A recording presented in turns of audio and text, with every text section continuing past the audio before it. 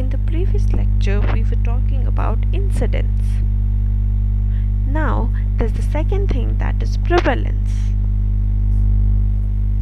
Prevalence in epidemiology is the proportion of a particular population found to be affected by a medical condition.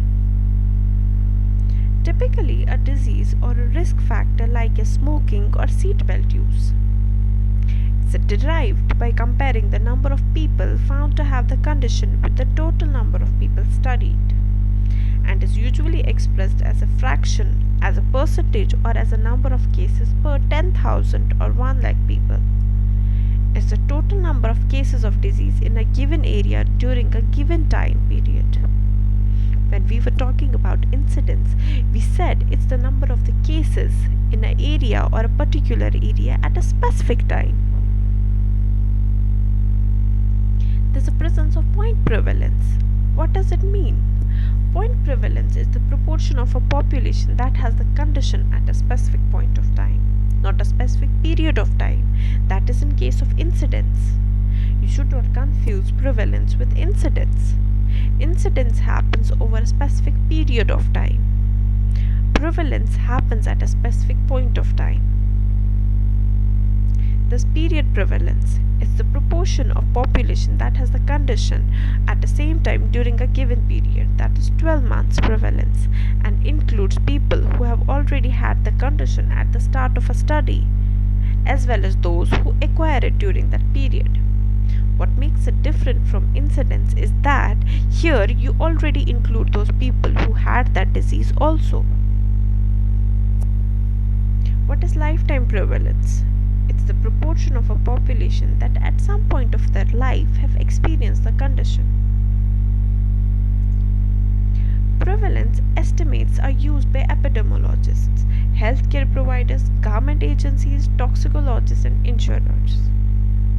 Prevalence is contrasted with incidence, which is a measure of new cases arriving in a population over a given period or a specific period, that is a month or a year, as we discussed earlier.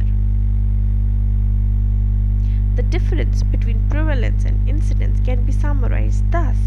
Prevalence answers how many people have had this disease right now, or how many people have had this disease during this time period. And incidence answers how many people per year newly acquire this disease.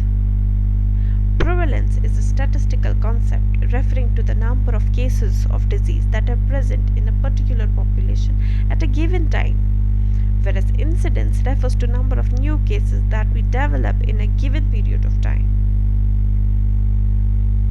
What are examples of utility? In science, prevalence describes a proportion, like as a percentage. For example, prevalence of obesity among American adults in 2001 was estimated by US Centers for Disease Control at approximately 20.9%. Prevalence is a term which means being widespread, and it's distinct from incidence. Prevalence is a measurement of all individuals affected by the disease of a particular time, whereas incidence is the measurement of number of new individuals who contract a disease during a particular period of time. Why? This is overall said again and now and then that incidence is different from prevalence, because you should not confuse incidence with prevalence. They both are a part of mortality and mortality, but they are different at their own level. Prevalence is a useful parameter when talking about long-lasting diseases like as HIV, but incidence is more useful when talking about diseases of short duration like as chickenpox. What are the uses? First is lifetime prevalence. What are the uses of it? It is a proportion of individuals in a population that at some point of their time have experienced a case, as we said earlier. Let's go to the examples like as a disease, a traumatic event, or a behavior like as committing a suicide or committing a crime or anything. This happens when somebody has experienced a case any time in their life. For example, a person who has had measles, a person who has had chickenpox, or anything like that that a person might have experienced in his lifetime. Often, a 12-month prevalence or sometimes a period prevalence is provided in conjunction with lifetime prevalence. Point prevalence is a prevalence of disorder at a specific point of time. Lifetime morbid risk is the proportion of a population that might become afflicted with a given disease at a point in their lifetime. Importance of period prevalence. Period prevalence is a proportion of a population with a given disease or a condition over a specific period of time. It could describe how many people in a population had cold over cold season in 2006, for example.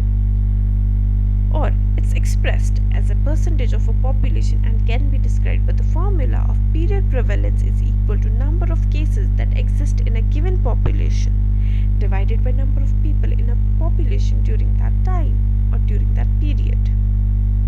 Suppose if the new cases are 10 or the cases are 10 and number of people are 100, that is 10 divided by 100.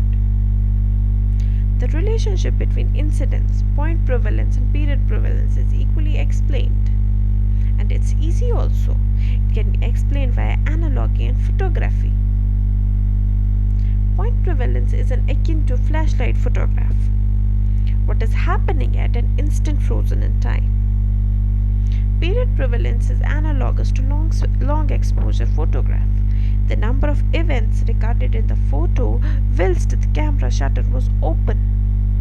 In a movie, each frame records an instant, that is a point prevalence. By looking from frame to frame, one notices new events and can relate to the number of such events to period frames. What is the importance of point prevalence? Point prevalence is a measure of proportion of population or people in a population who have disease or condition at a particular time, like as a particular date. It's like a snapshot of a disease in time. It can be used for statistics and occurrence of chronic diseases. What is a chronic disease? A disease which happens over a longer period of time and the symptoms and signs are shown more lately. It is contrary to acute, where all the infections and signs and symptoms are shown more promptly.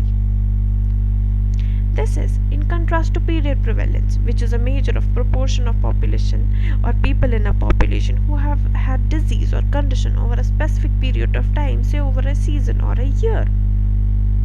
As we said earlier, the formula is given as number of existing cases on a specific date divided by number of people in the population on that date. What are the limitations? It can be said that a very small error applied over a large number of individuals, those who are not affected by the condition in general population during their lifetime. For example, over 95% produce a relevant, non-negligible number of subjects who are incorrectly classified as having the condition or any other condition which is the object of survey study. These subjects are also called as false positives. As we have read earlier, the errors or the false positives are bound to happen because when we take samples among a population, we are not taking whole of a population. So there has to be an error. Hence, a very high percentage of subjects who seem to have a history of a disorder at interview are false positives for a medical condition and apparently never suffered a fully clinical syndrome. For example, if we take people who have had disease and we are taking a population, but when we take a sample, suppose we are talking about 10 people, 2 of them might have disease and they come from a particular area. We can lead to the conclusion that all people in that area must have had disease at this point of time as they too are having, but that cannot be positive always. It can be false. A different but related problem in evaluating the public health significance of psychiatric conditions has been highlighted by Robert Spitzer of Columbia University. A well-known statistical problem arises when ascertaining certain rates for disorders. These are the descriptive questions you have to answer.